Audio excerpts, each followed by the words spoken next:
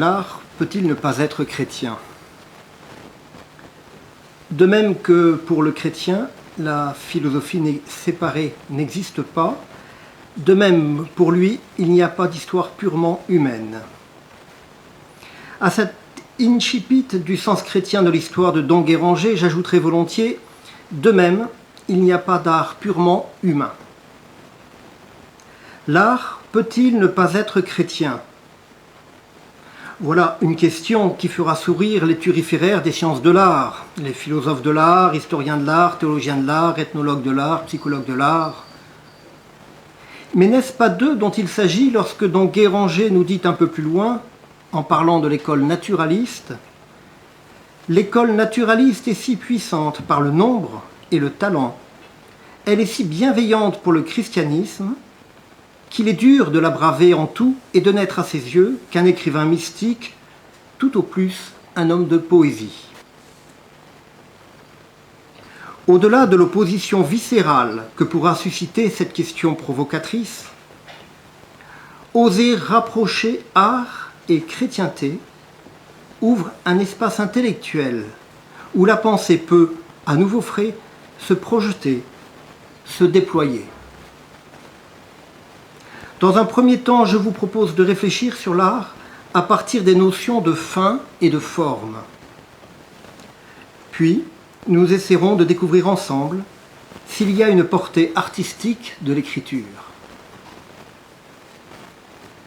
Enfin, après la fin et la forme, la foi nous conduira à regarder l'art des arts, la liturgie, où s'opère sous nos yeux l'admirable échange divino-humain sans cesse actualisé par notre Seigneur Jésus-Christ, qui nous conduit à la fin des temps où, comme le dit le Dies Irae, la trompette jettera ses notes stupéfiantes. Tuba mirum spargens sonum. Toute chose trouve son achèvement dans sa conformité à sa fin. On peut donc chercher dans l'œuvre d'art la fin propre qui la constitue comme œuvre d'art. Et déjà considérer que l'œuvre d'art est un être. C'est un être matériel, composé de forme et de matière, inanimé, c'est-à-dire sans âme, donc sans vie. C'est un être que nous percevons par les sens et que nous comprenons par l'intelligence. C'est le fruit de l'industrie humaine. Le geste mu par la volonté imprime une forme à la matière et fait passer l'œuvre de la puissance à l'acte, lui donnant ce dont elle était privée lorsqu'elle était seulement en puissance, et la conduisant de cette privation à sa réalisation. L'ouvrage, une fois réalisé, est indépendant de l'artiste. Il apporte par son existence une réalité supplémentaire à la création. Ce qui n'existait pas existe maintenant. L'intelligence perçoit la forme. Il la dégage de sa matière, la distingue de celle qu'elle connaît déjà, la mémorise, peuplant ainsi son espace spirituel d'être réel, mais immatériel. La création d'un objet constitue l'essentiel de la préoccupation de l'artiste. La concentration nécessaire et la complexité de l'opération relèguent dans la conscience de l'artiste la dimension métaphysique au second plan. L'artiste dirige son geste pour donner à sa création ce qui lui revient, ni plus, ni moins, attentif à une forme de justice. Ni trop peu, ni trop, ni trop peu, juste ce qu'il faut, l'économie de moyens est une règle générale. On dit en composition, le plus petit mouvement est toujours le meilleur. L'objectif d'une réalisation conforme à l'idée est déjà une certaine perfection. Le spectateur qui perçoit un manque une surcharge, un défaut dans la réalisation, ressent comme une injustice. Le mal est absence de bien, le rictus, absence de sourire. Si l'ouvrage en tant qu'œuvre paraît imparfait, en laissant deviner par exemple la maladresse de l'artiste ou la médiocrité du matériau, comment pourra-t-il devenir parfait comme œuvre d'art? La question du pourquoi de la création artistique, en introduisant la notion de fonction, permet de la situer dans son environnement, de savoir à qui, à quoi elle est destinée. Est-elle utile, décorative, éducative? Sa destination peut être physique, sociale, politique, etc. Elle devra alors obéir à des lois, loi de la gravité par exemple, ou à des conventions, par exemple dans le cas d'un portrait, le sourire ou l'absence de sourire, pour répondre à son objet. Et sous ce rapport, il est possible que l'art soit soumis à la morale.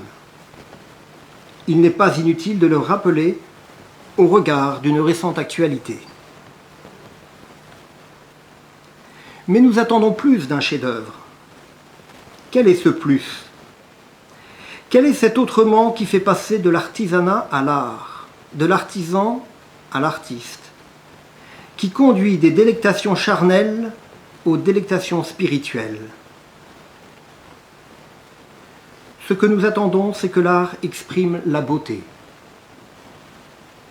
Et comme c'est une partie de l'art que l'expression réponde à la fin, ce que nous attendons, c'est que l'œuvre soit belle. Ce que nous attendons, c'est la splendeur des proportions, la plénitude de la forme, la splendeur de la forme.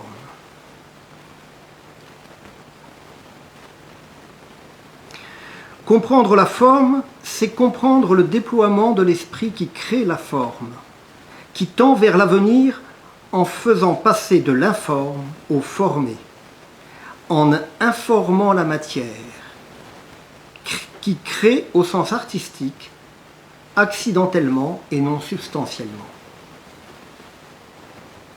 Dans ce faire, car l'art est un faire, se laisse entrevoir une antériorité. Antériorité au niveau de la forme, s'entend. D'où vient cette forme pensée par l'artiste? Le spectacle du monde semble le premier réservoir de ces images mentales qui préfigurent l'œuvre. Comme le dit saint Hildegarde de Bingen, l'homme est une goutte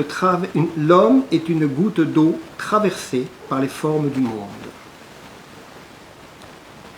L'art, dans ses infinis miroitements, échappe à la pensée qui prend, mais se perçoit par la pensée qui donne. L'artiste est un donateur, ou plutôt quelqu'un qui transmet ce qu'il reçoit du monde. On dirait qu'il va chercher du préformé, si j'ose dire, dans la nature qui l'entoure. Je pense en musique aux chants d'oiseaux de Couperin ou Messiaen, aux étoiles, avec cette œuvre si peu connue, très belle, les 12 études de concert pour piano de Georges Migaud, composées en 1933, qui s'intitule Le Zodiaque. Dans cette recherche, les intérêts se croisent souvent entre artistes et scientifiques, comme au Moyen-Âge, au travers de ces immenses encyclopédies dont l'une des plus célèbres est le Speculum Maius de Vincent de Beauvais. Personne n'est la cause de son art. L'artiste n'est pas source de son inspiration. Il est plume dans le souffle de l'esprit. Toujours saint Hildegarde. Et c'est de cette origine qu'il tire la capacité à faire beau.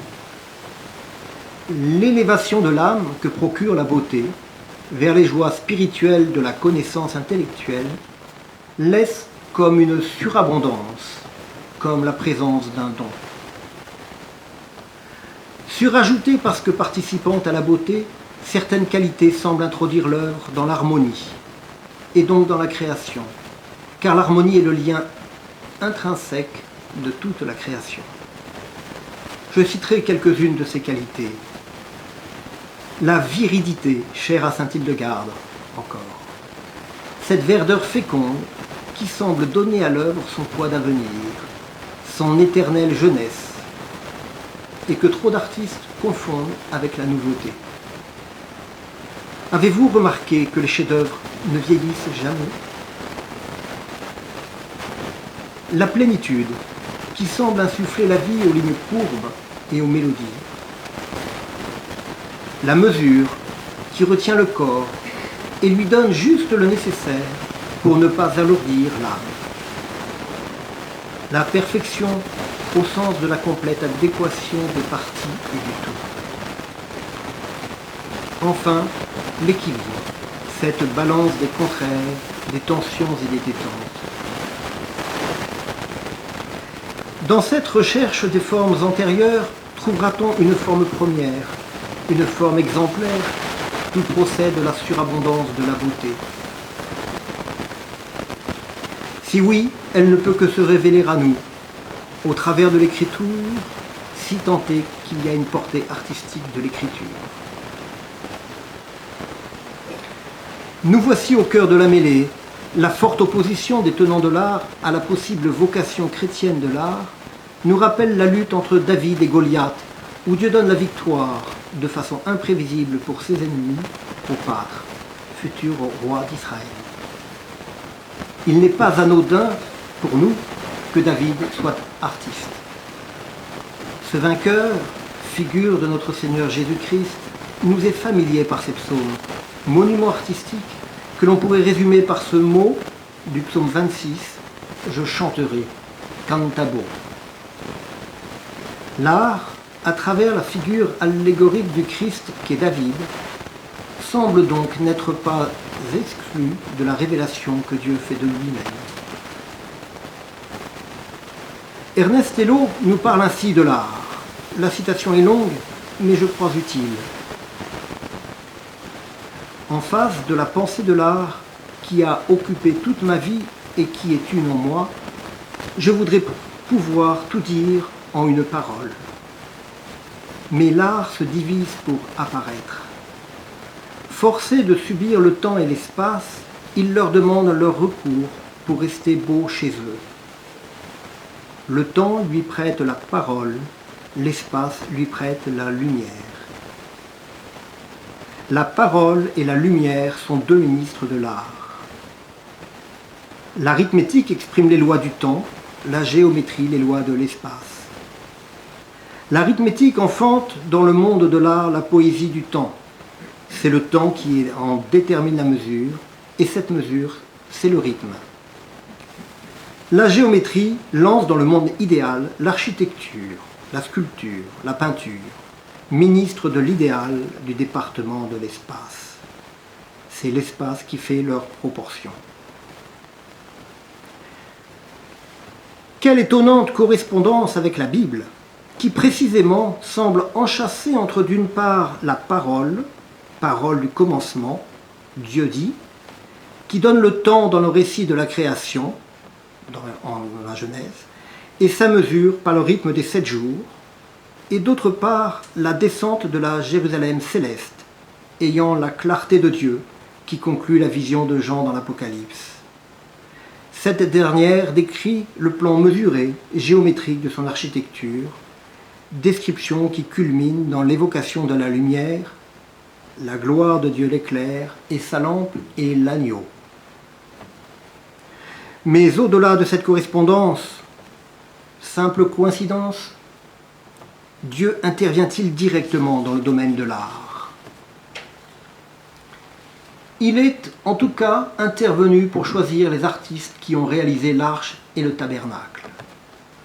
Ce texte, au chapitre 31 de l'Exode, peu connu, mérite d'être lu dans le cadre de notre réflexion. Le Seigneur parla encore à Moïse, disant : « Voici, j'ai appelé nommément Bézéléel, fils de Our de la tribu de Juda, et je l'ai rempli de l'Esprit de Dieu, de sagesse, d'intelligence et de science pour toutes sortes d'ouvrages, pour inventer tout ce qui peut se faire par l'art avec l'or, l'argent et l'airain, avec du marbre, des pierres précieuses et divers bois. Et je lui ai donné pour compagnon Oholiab, fils d'Achisamech de la tribu de Dan. Et dans le cœur de tout ouvrier habile, j'ai mis de la sagesse, afin qu'il fasse tout ce que j'ai ordonné. Nous voyons donc que Dieu appelle lui-même ses artistes, nommément. Plus encore, il leur insuffle en supplément des dons de l'esprit, sagesse, intelligence et science, pour réaliser ce qu'il a demandé. Et ce qu'il ordonne, il le montre à Moïse sur le Sinaï, juste avant de lui donner les tables de la loi. Regarde et fais selon le modèle qui t'a été montré sur la montagne. Forme exemplaire. L'extrême précision des caractéristiques de ces objets sacrés à exécuter tranche évidemment avec l'image que nous nous faisons aujourd'hui, tant de l'inspiration que des lieux sacrés. Mais elle rappelle opportunément une note supplémentaire que nous pourrions ajouter aux qualités décrites plus haut, la fidélité. La fidélité à la forme, forme dont nous ne sommes pas maîtres, mais serviteurs. Revenons aux psaumes. Ils nous touchent déjà en deçà de leur valeur de prière de notre Seigneur Jésus-Christ, par leur valeur artistique, bien sûr, mais également parce qu'ils appellent la musique. Les psaumes 95, 97, 147, chantez au Seigneur un cantique nouveau. Et le psaume 150, louez le Seigneur au son de la trompette, louez-le sur le psalterion et sur la harpe, louez-le sur les timbales et avec les chœurs, louez-le avec les instruments à cordes et avec l'orgue, louez-le sur les cymbales sonores, louez-le sur les cymbales de jubilation. Nous trouvons ici citées presque toutes les familles d'instruments qui composent notre orchestre symphonique, à l'exception des bois. Une telle variété d'instruments de musique, parce qu'elle laisse supposer de savoir-faire musical et de savoir-faire dans la facture instrumentale, nous émerveille et nous fait imaginer une musique somptueuse, tout autre que l'image surannée de la musique sacrée dans l'imaginaire de notre société. Tout autre aussi que l'image ethnologisante de bédouins dans le désert, jouant faux avec leurs chalumeaux dans la confusion la plus totale. Un tel effectif instrumental présuppose une puissance intellectuelle, artistique, musicale qui la dirige et paraît vraiment apte à louer le Seigneur dans sa grandeur et sa puissance infinie. Mais peut-on se prévaloir d'une lecture anagogique de la Bible pour penser que ces saisissantes beautés se poursuivront au ciel? À titre personnel, bien sûr soumis au jugement de l'Église, j'imagine que oui. C'est le sens que je donnerai au futur du cantabo, du psaume 26 cité tout à l'heure, au fait que le psaume 150 soit le dernier, à la présence de harpes et de trompettes dans l'Apocalypse, et au témoignage de saints qui ont entendu le chant des anges. Mais ce n'est que supposition gratuite, rêverie d'artiste peut-être. Nous ne pouvons plus penser aux évangiles sans que des images de tant de chefs-d'œuvre se bousculent en nous, apportant douceur, couleur, fraîcheur ou chaleur à nos méditations. D'où viennent ces bienfaits? De ce que ces tableaux, sculptures ou monuments ne calquent pas le texte sobre des évangiles. S'ils le faisaient, ils seraient tous pareils. Non, ils illustrent le précis théologique prêché par les clercs, conçu par des artistes libres, doués du sensus fidei. Plus la théologie est précise, articulée, argumentée, plus l'art s'incarne avec variété et facilité. J'aime pour ma part que les scènes évangéliques représentent des détails appartenant à l'époque de l'artiste. N'est-ce pas le sens de l'incarnation, capable d'intégrer toute variété et tout pittoresque? La théologie scolastique est sans aucun doute, par sa clarté et sa précision scientifique, l'une des causes des splendeurs artistiques du Moyen-Âge. Et, à l'inverse, l'ambiguïté nébuleuse de trop de théologiens modernes n'est pas sans responsabilité dans l'effondrement de l'art d'aujourd'hui. Une anecdote vaut d'être racontée. Un jour, un de mes interlocuteurs mit en cause une figure iconographique chrétienne habituelle en arguant de découvertes récentes. Je lui dis que cette représentation était certaine. Pourquoi, me répondit-il? Simplement parce que des générations d'artistes partout dans le monde ont toujours représenté cette scène ainsi. Ils ont donc contribué ainsi, sous l'autorité de l'Église, à diffuser quod semper, quod ubique, quod ab omnibus creditum est, ce qui a été cru toujours, partout et par tous, suivant le fameux canon de Saint Vincent de Lérins. Parmi les scènes de l'Évangile, la plus déterminante pour l'art est sans aucun doute la nativité. Tout d'abord, par sa profondeur de chant. Le récit passe au chapitre 2 de Saint Luc en 3 versets, du 12e au 14e, de ce que l'humanité connaît de plus humble et de plus pauvre, à la gloire de Dieu au plus haut des cieux. Vous trouverez un enfant enveloppé de l'ange et couché dans une crèche. Au même instant se joignit à l'ange une multitude de la milice céleste, louant Dieu et disant « Gloire à Dieu au plus haut des cieux ». Qui pourrait ne pas comprendre la stupeur de l'artiste face à ce saut prodigieux, à cette juxtaposition du Dieu de majesté et de l'enfant pauvre, couché dans la mangeoire? Et plus, lorsque le donné théologique aura été énoncé, qui pourrait ne pas comprendre l'émerveillement et la joie de l'artiste, comprenant que ce petit enfant n'est autre que Dieu lui-même? Tant de tableaux, de crèches, de musique me viennent en tête à l'évocation de Noël, qu'il est impossible de les inventorier. La première conséquence qui en découle est évidente. Il est désormais possible de représenter l'image de l'homme, contrairement à l'impossibilité évoquée dans le Deutéronome. En second lieu, la candeur, la douceur et la tendresse font irruption dans l'art et renversent ses priorités. L'art se fait intime, intérieur, la grâce n'est pas loin. Dans le chapitre qui précède, l'Annonciation rapporte avec une grande discrétion l'annonce faite à Marie. Tout y est recouvert du sceau de l'humilité, à tel point que l'art semble impuissant à en rendre compte. Et pourtant, à regarder les annonciations de Fra Angelico au couvent Saint-Marc de Florence, nous sentons que l'artiste a été touché par la vertu d'humilité de l'Immaculée Conception, à tel point qu'il réussit à l'exprimer au-delà de toute espérance par la transparence. Au contact de l'Évangile, l'art s'affine, l'art s'invente, pour nous élever au plus près de la foi. L'art parvient plus haut encore, au sommet peut-être, avec la passion de notre Seigneur Jésus-Christ. Non pas que la souffrance soit belle à peindre, non, certes pas. Elle nous a été annoncée par Isaïe, Isaïe qui nous dit avoir vu les chérubins clamer le triple Sanctus, au chapitre 6e.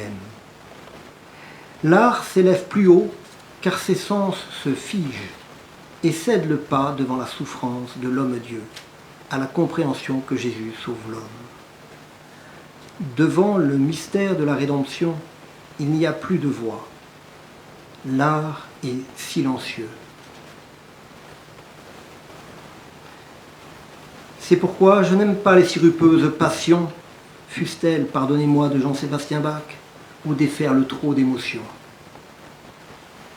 Le sacrifice de la croix, actualisé chaque jour sur nos autels, a ouvert le temps de la liturgie catholique. La résurrection a eu lieu. Pour l'art aussi, c'est le temps de la grâce, le temps des vertus théologales, qui fait converger les arts vers l'art des arts, la liturgie. Car la liturgie assume tout art au service de son œuvre de justice. Comme le dit la préface, vraiment, il est juste et bon. Elle conduit l'art au mystère de la Trinité avec ses triples invocations, Kyrie et Eleison. Jean-Jacques Ollier nous en dévoile une partie de ces symbolismes dans son livre « L'esprit des cérémonies de la messe », avec un mode de connaissance dont nous avons perdu le sens.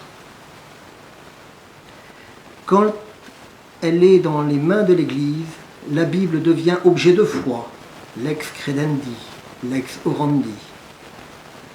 La loi de la miséricorde va donc orienter toutes les ressources de l'artiste.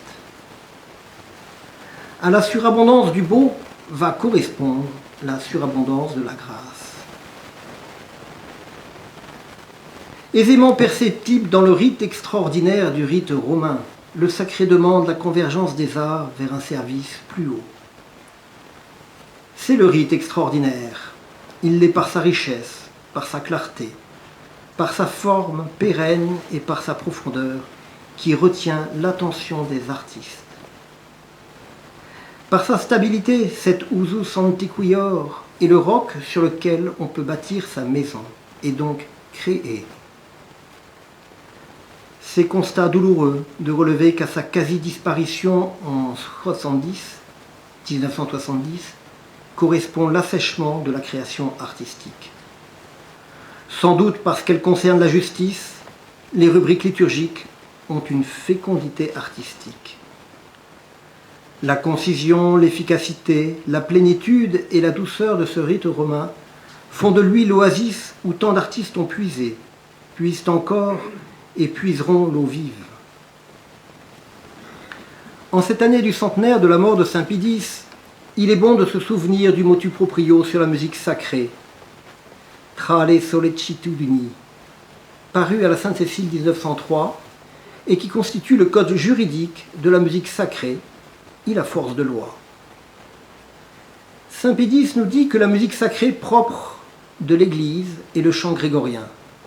Le chant grégorien est donc le prototype de toute musique qui veut participer au culte. Il prescrit les genres de musique sacrée, les textes liturgiques, la forme externe des compositions sacrées, les règles concernant les chanteurs. On notera l'exclusion des voix de femmes au motif que les femmes sont incapables de remplir un office liturgique. Et le choix des instruments de musique.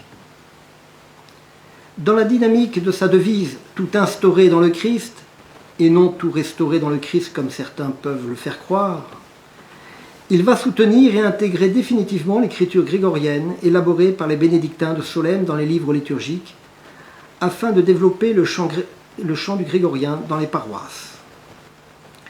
Je nommerai comme exemple de ce qui est recherché les motets du compositeur Lorenzo Perozzi, conseiller musical de saint Pie X, qui allie hauteur sacrée et simplicité, à la façon de la voix d'enfance de sainte Thérèse de l'Enfant Jésus. Vers une civilisation chrétienne. Si l'un des moyens privilégiés pour bâtir une civilisation chrétienne, comme le dit Marcel de Corté dans L'homme contre lui-même, est bien la réarticulation des moyens à la fin, alors l'art, dont c'est précisément une partie que l'expression répond à la fin, constitue certainement un moyen privilégié de cette action. Comment l'art, qui est la respiration de l'âme, pourrait-il ne pas être chrétien, lui qui ne fait qu'évoquer le souffle avec lequel Dieu a créé l'homme et le crée en permanence? Si la civilisation est l'abondance et la surabondance de l'honnête et du beau, comme le dit l'abbé Berthaud, comment penser que l'art qui témoigne en lui-même que le beau est surabondance n'aurait-il pas une place de choix dans la construction d'une civilisation chrétienne? L'art liturgique, qui n'est pas un sous-ensemble de l'art, mais plutôt son définitif accomplissement, porte en lui la sève viride de la civilisation chrétienne. Pour peu que nous saisissions, comme le dit encore l'abbé Berthaud, ces puissantes arches du salut sur lesquelles le grégorien porte les âmes jusqu'au seuil du paradis.